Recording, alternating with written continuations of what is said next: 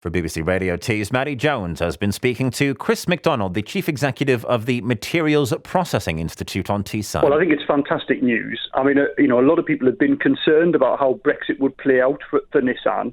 We had some concerns in the past, but the Chief Operating Officer has confirmed that there's a great deal here for Sunderland and for electric vehicle production particularly, and it secures all the jobs at Nissan plus 70,000 jobs in the supply chain. And, people realise the scale of this. So Nissan make more cars than the whole of Italy. They're the biggest producer in the UK. But it's not just, the cars, it's everything in the supply chain. And the key thing about today is the electric vehicles and the fact that the batteries are going to be sourced locally in Sunderland and the North East as well. With that in mind then, what part do you think Brexit played in, securing Nissan's future? Well, the big concern had really been that Nissan exports about 80% of its vehicles into the EU. And in any trade deal, it's not just where the vehicle's made, but where all the parts come from. That's really important. And so that's why the supply chain is key as well.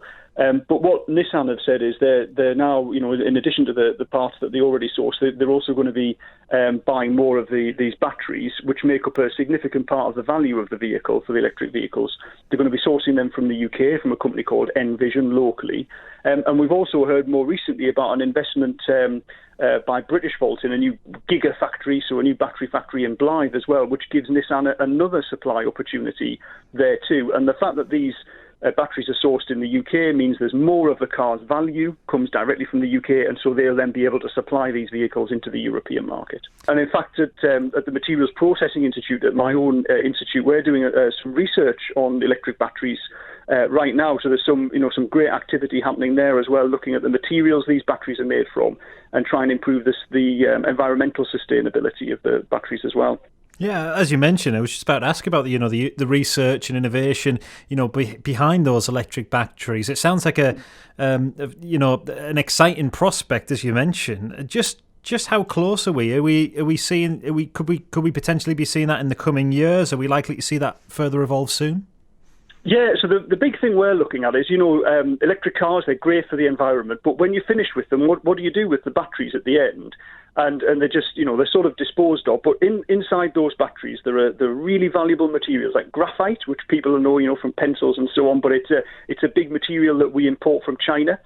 Lithium and cobalt as well. And, sadly, cobalt primarily comes from mines in the Democratic Republic of Congo, and it's mined by children. So if you own a smartphone, it's got cobalt in it, and the cobalt in your smartphone will have been mined by a child, almost certainly, in the Democratic Republic of Congo.